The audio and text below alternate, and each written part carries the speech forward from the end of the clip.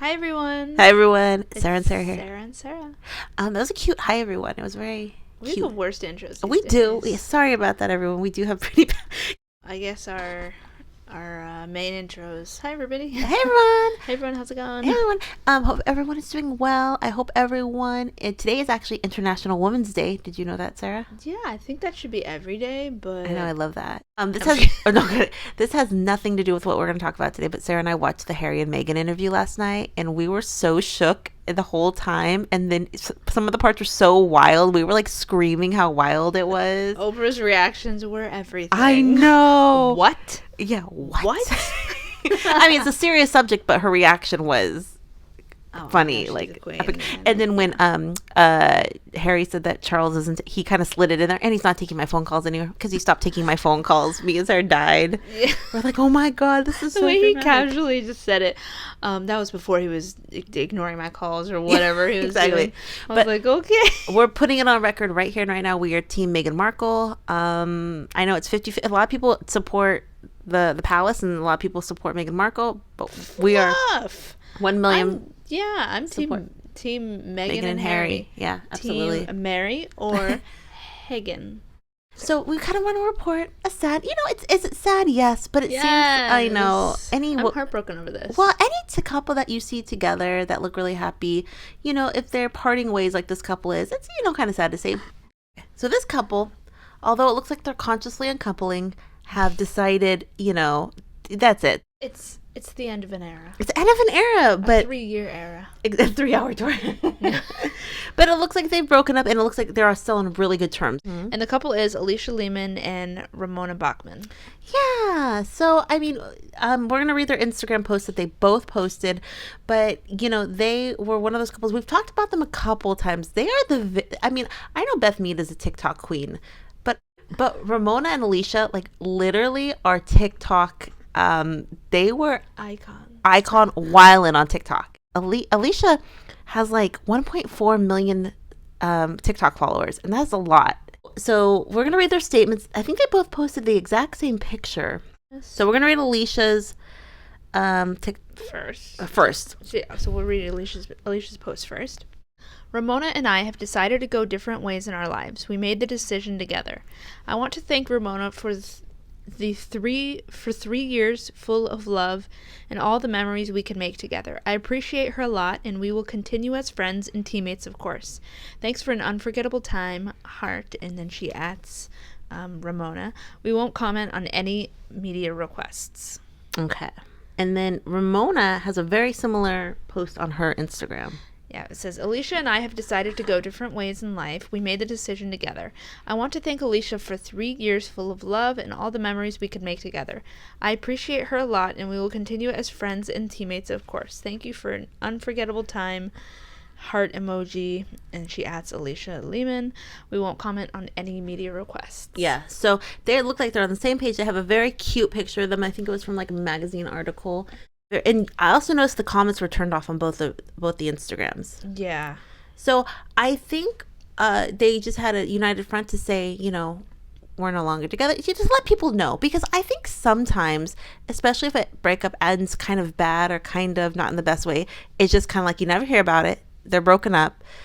It's nothing. I mean, these are two high-profile soccer players, so they're pretty, and they had a high-profile relationship. Yeah, they were pretty open. Yeah, very open. I mean, we reacted to that.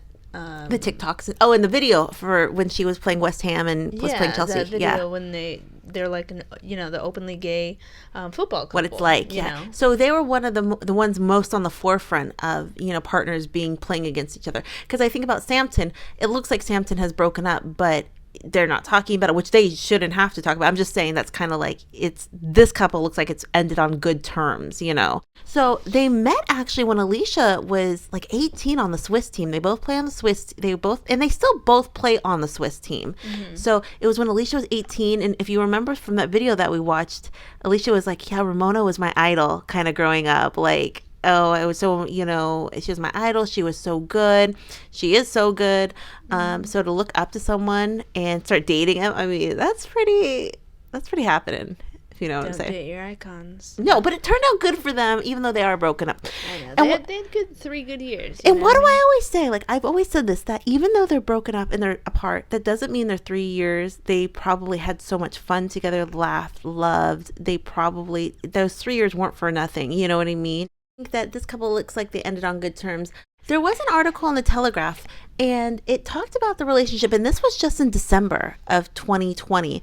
So this was in December. They did a kind of combined interview, and it kind of gave insight because, actually, we'll go back a little bit. Alisha played so she's been in the Super League since like 2018. Ramona's been in the Super League since 2017. Ramona was at Chelsea until last summer.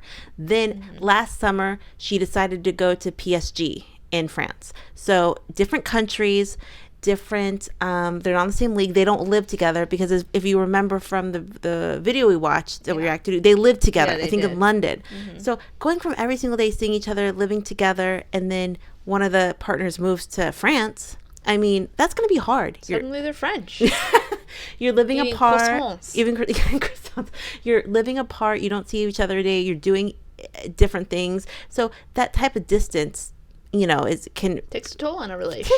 Exactly. And Alisha is still playing in the Super League. She actually is still playing she's playing for Everton on loan from West Ham. So she's still playing and doing really well. But that distance, I think, probably was a contributing factor to their breakup. I'm going to have Sarah read a little bit from this article.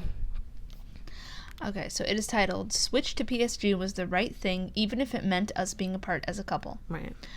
Ramona Bachmann and Alisha Lemann open up about how they put football before their relationship. Wow. That's a big statement. They put football before their relationship. Wow. What do you think? What do you think about that? That's really bae. It is. Learned the definition of that yesterday. You're right. Yeah. When they say it like that, we're putting football before the relationship. I mean, I think that just shows you their priorities. It's not maybe love, it's performing on the field. Yeah, that's pretty huge. Seeing as like all these footballers would probably put football first. And yeah, at their ages, yeah, I think. I wouldn't say like Allie and Ashlyn because they're married. Right. But, you know. Okay, so we're going to read a little bit from this article that was over, but it kind of gives you insight maybe why they uncoupled. Okay. The Swiss couple have been together for more than 2 years, and since Lemann joined West Ham in 2018, they faced off in the Women's Super League a number of times, but Bachmann left Chelsea over the summer after 4 years, joining Paris Saint-Germain. So where normally in the week ahead of Chelsea versus West Ham tie like Sundays, they would be preparing for their own derby. Instead, Lemann is trying to convince her girlfriend to don a West Ham shirt when she watches on television. Aw. You know, being apart. This was in December. That was in December. So, and it looks like they were together at the beginning of the year. But, you know, they're still going to be playing on the Swiss national team. They're two of the superstars on Swiss national team. So, you know, this is actually one of those couples where you say, oh, can you be friends with your exes? I can see them being friends with their exes. I mean, from what I see, a lot of lesbians are friends with their exes. Yeah, I think more times lesbians will be friends with their exes, but a lot of times they still won't be friends. Yeah, a lot of them start out as friends, right? I would think so. I would think so, yeah. Then also in the article, she kind of talks about her decision to leave Chelsea. But last season, Bachmann was sidelined at Chelsea with talents such as Sam Kerr, Aaron Cuthbert, and Fran Kirby, Beth England, and Groverton, I'm sorry, I do not know that name, vying for attacking spots. She no longer knew where she fitted in, so she decided to leave. Then she kind of goes on to say, she decided to leave, and she said, to leave London in the middle of a pandemic was knowing that she and Lemann would have limited opportunities to see each other for the next few months, or even longer. But Bachmann was supported all the way. And then she goes on to say, living with Alisha, she could feel I wasn't happy. I was thinking, should I stay one more year so me and Alisha could stay living together? But Alisha wanted the best for me. You don't always have that. Someone who supports you, even though you know it's going to be tough for us. So, I mean, she says that. That is so supportive of a partner at that point to be like, I know it's going to be hard for us, but I want you to be happy. I want you to be able to play. That's really hard, you know. And it says right there, it was hard, Lemann says, but we always said football is first because you can't play your whole life. So if you get a good offer and are unhappy, you need to change because it's our job. It's the thing we love the most. So, I mean, that says it all. That as much as they love each other and loved living with each other, they knew football was going to come first. And I'm sure that took a toll on the relationship. But that just goes to show you how they were both on the same page, which I think makes good partners, you know? So it's kind of sad that, you know, it hasn't worked out. But hey, you never know. They could get back together. But, you know, this couple is over. And it looks like they're on the same page. And not all breakups happen like that. You know what I mean? It's always nice to see if a breakup can happen like that, but a lot of times it can't, you know. A lot of times you just cannot be friends with an ex because there's too much hurt a lot of times. Yeah. But, you know, them being apart, and Alicia's still really young. Ramona's about 6 years older, so. What? She's 30. Ramona's 30. So there's like a big age difference. So Alicia must be 21 or 22. I should have written that down. But she must be 21 or 22. Oh. But that's some daddy stuff right there. I'm just joking. Put their football ahead of relationships. You can only play football for so long. And so happy trails to this couple. You've never heard that saying. You've never heard that song. So I grew up in a Mexican household. What up? Shout out to Mexican households.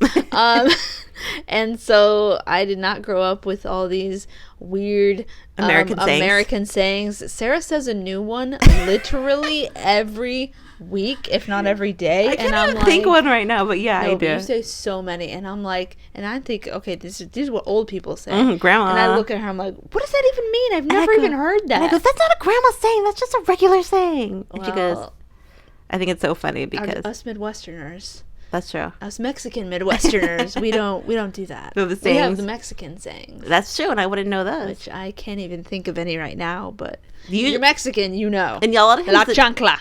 A lot of times the translations are always kind of funny with any other language you put to American, English. Yeah. The translations are always funny. So happy trails to them.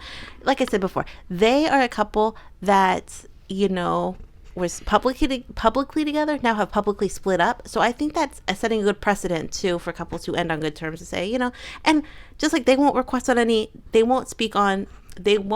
media requests because that's it, Yeah, I mean, they said all that there is to say, and I think that's they did it in a very tasteful and respectful way, which I respect, and I like that. Yeah, and if you guys like Alisha TikToks from like Everton, like the locker room and stuff. So I was watching some of her TikToks. I'll play some of them, but check out her TikTok. Nice. They're hot. Okay, questions, comments down below. Was this one of your favorite couples? I thought this was a couple that might be headed toward the ringy ring, but was not to be.